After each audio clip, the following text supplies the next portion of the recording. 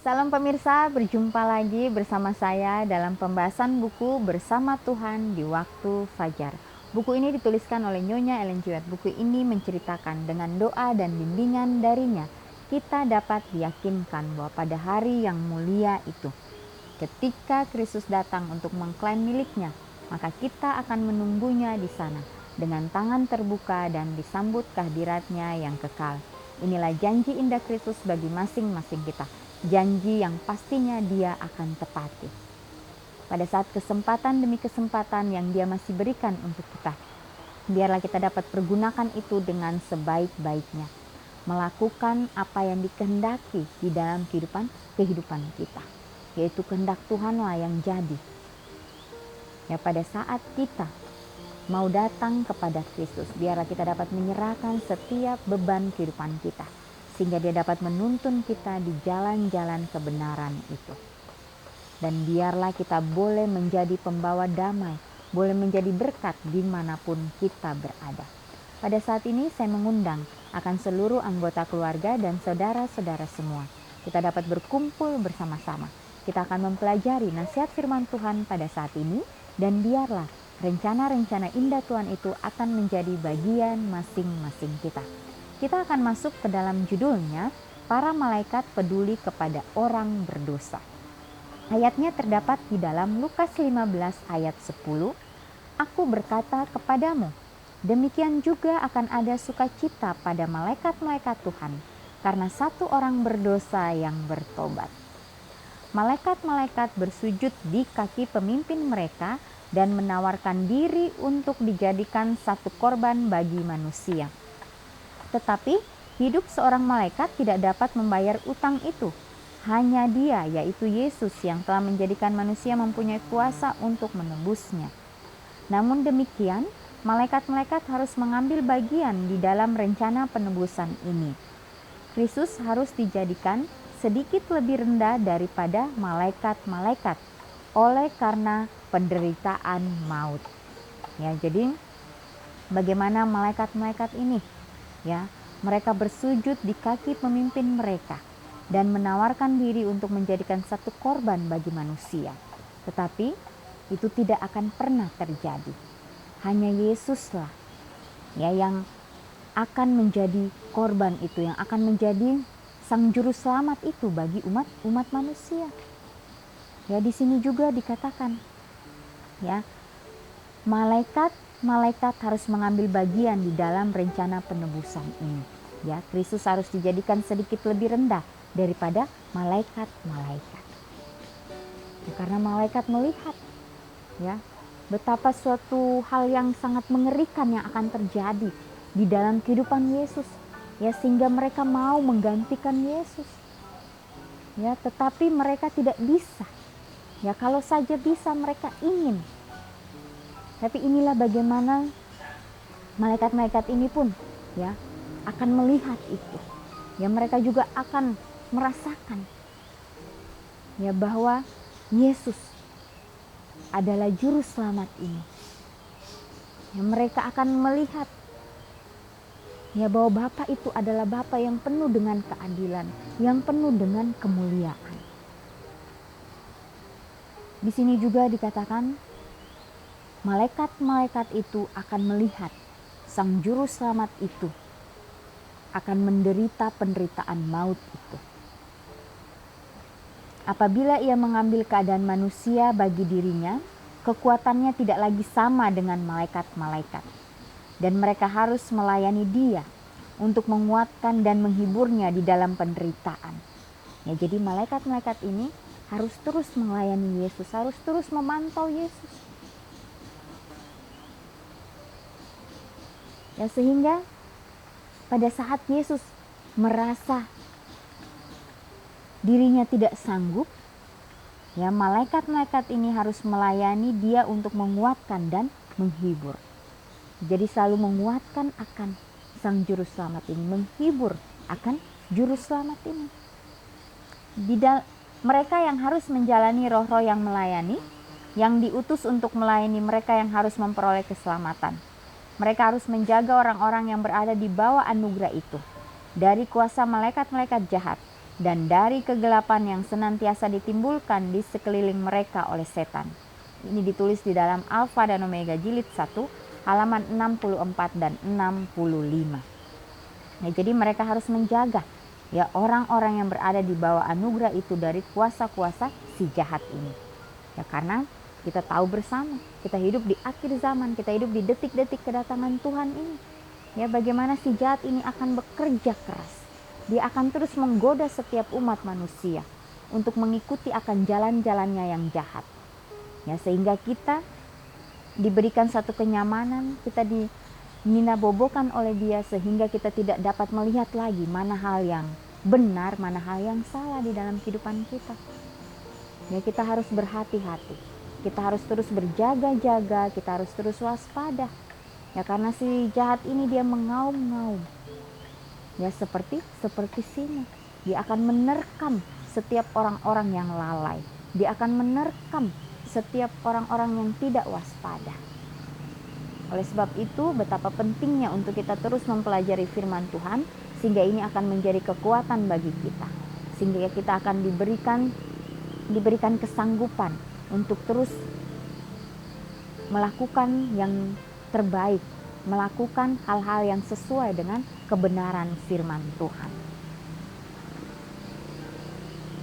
Jika engkau berhubungan dengan Kristus, engkau akan menilai sama seperti Dia menilai setiap makhluk manusia.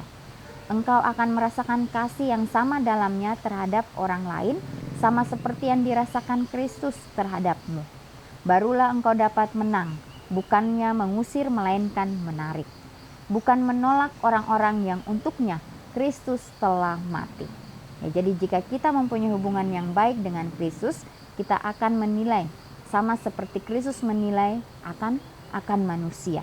Yang kita akan merasakan kasih yang sama dalamnya terhadap orang lain sama seperti yang dirasakan oleh Kristus terhadap masing-masing kita. Nah, disitulah kita akan mendapatkan suatu kemenangan. Ya, bukannya mengusir melainkan akan menarik. Bukannya menolak orang-orang yang untuknya Kristus telah mati. Ya, jadi Kristus mati bukan hanya untuk saya saja, bukan hanya untuk saudara, tetapi untuk setiap umat manusia yang ada di seluruh dunia ini. Inilah bagaimana kasihnya yang begitu luar biasa, yang kita tidak bisa kita ukur dengan apapun. Biarlah kita mau terus datang kepada Tuhan, mengikuti akan teladannya di dalam kehidupan kita. Ya, mungkin pada saat ini kita mengalami suatu kekecewaan. Pada saat ini kita mengalami suatu penderitaan. Ya, tetapi di dalam semuanya itu akan mengajarkan kita suatu hal yang sangat baik di dalam kehidupan kita. Ya, sehingga kita boleh lebih kuat lagi untuk terus maju di dalam kebenaran firman Tuhan. Ya, karena pada saat kita datang kepada Tuhan, menyerahkan kehidupan kita sepenuhnya kepada Tuhan, setan tidak akan tinggal diam. Dia akan terus mencari cara. Ya, tetapi kita harus percaya bahwa Tuhan kita adalah Tuhan yang penuh dengan kuasa. Bila kita menyerahkan kehidupan kita sepenuhnya kepadanya, maka Tuhanlah yang akan membantu kita, yang akan menolong kita dari tipu daya si jahat ini.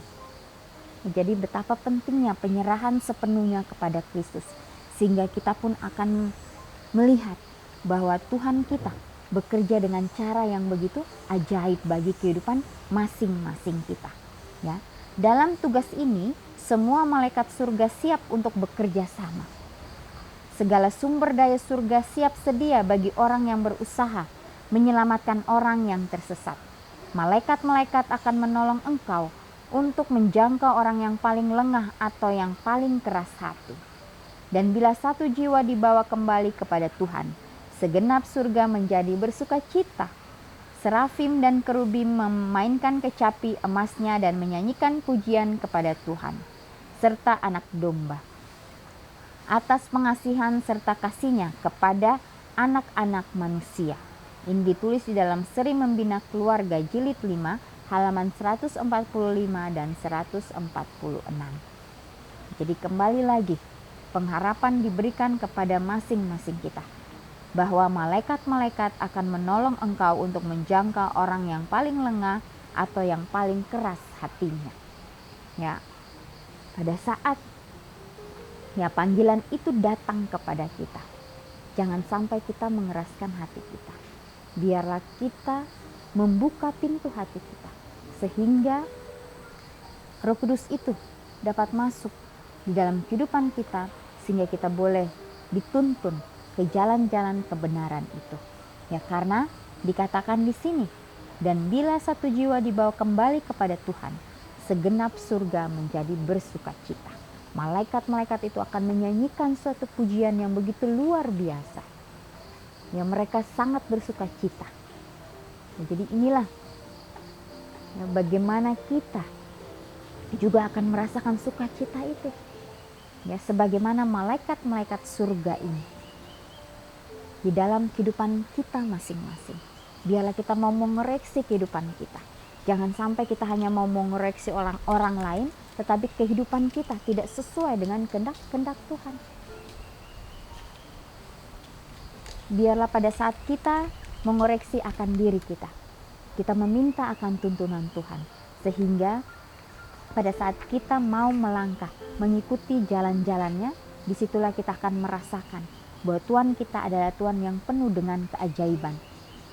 Ya, dikatakan orang yang keras hatinya sekalipun, ya dapat dia lembutkan kalau orang itu mau datang untuk belajar di bawah kaki salib Tuhan, mempunyai roh kerendahan hati untuk terus mau dibimbing. Ya. Dan di sini juga bagaimana ya sukacita daripada malaikat-malaikat ini pada saat mereka membawa orang yang hilang itu datang kepada Kristus. Disitulah sukacita yang begitu luar biasa akan mereka rasakan di dalam kehidupan mereka.